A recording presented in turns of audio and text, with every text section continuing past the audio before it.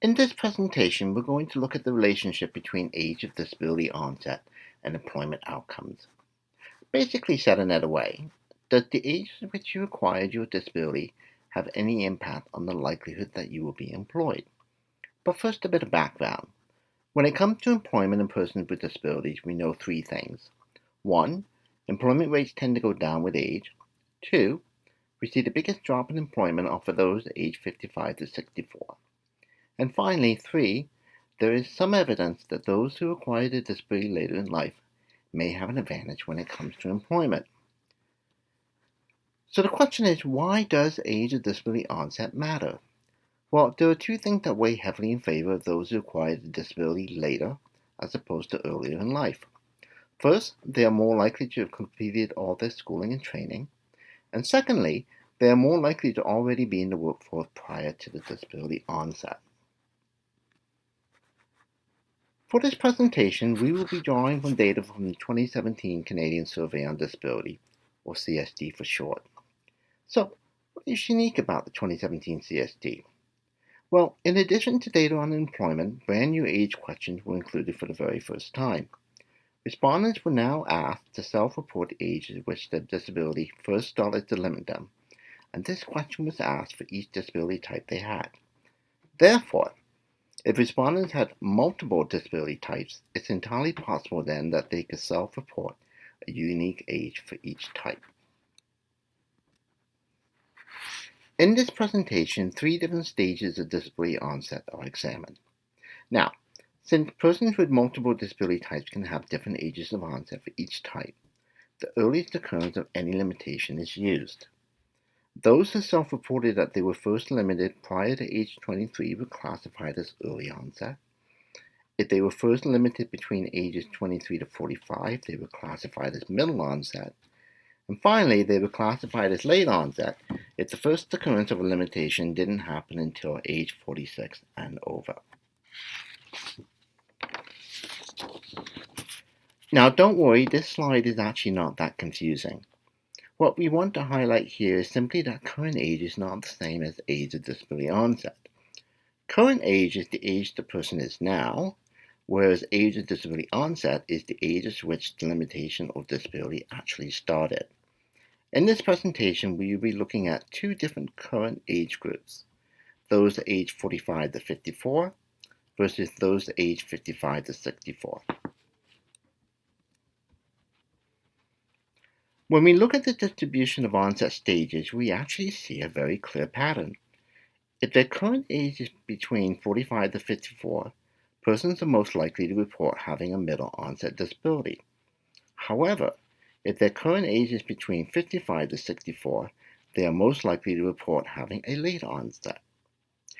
This is actually quite an interesting finding, since we would expect that the current age should not impact the underlying distribution of the onset stages. However, this is clearly not the case. What this tells us is that any examination of onset stages will depend heavily also on the current age of the person. A second and equally important finding is that age of disability onset does not appear to have a substantial impact on educational attainment. In other words, the distribution of onset stages is about the same whether the person has high school or less, or post-secondary education. We now turn our attention to employment rates by select characteristics. When broken down by sex, the pattern is quite clear. In most cases, the employment rate is highest for those with late onset disability. For example, for women aged 45 to 54, the overall employment rate is 57%. However, when broken down by stage of onset, the employment rate is highest for those with late onset, at 63%. Two additional findings worth noting. 1. Regardless of stage of onset, the employment rate is consistently around 1.5 times higher for younger versus older adults. 2. Regardless of stage of onset, the employment rate tends to be higher for men than women in most cases.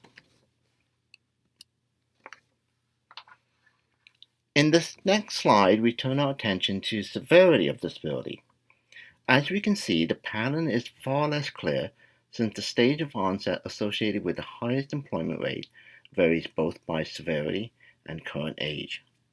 These preliminary findings suggest that the relationship between onset stage and severity is somewhat complex. Now, this will require further examination, as is unfortunately beyond the scope of this presentation. Nonetheless, what we find is that the employment rates are around 2 times higher for those with less severe compared to more severe disabilities, regardless of onset stage.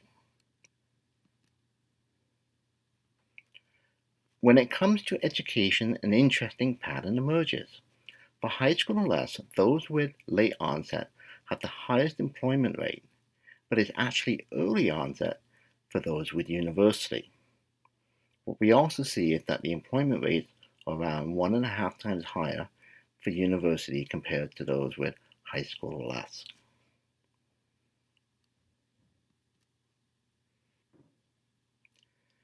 In this presentation, we provide an overview of some preliminary findings on the relationship between stage of disability onset and employment. While further research is still needed in this area, there are still a number of conclusions that we can make. 1. Younger adults are more likely to report middle onset disability. Older adults are more likely to report late onset. 2. Employment rates consistently around 1.5 times higher for younger compared to older adults, regardless of stage of disability onset. 3. When examined by sex, employment rates generally highest for those with late onset. When examined by disability severity, pattern in highest employment rates less clear and can vary by age and severity. And finally, when examined by education, pattern in highest employment rates are clear for those with high school or less and university.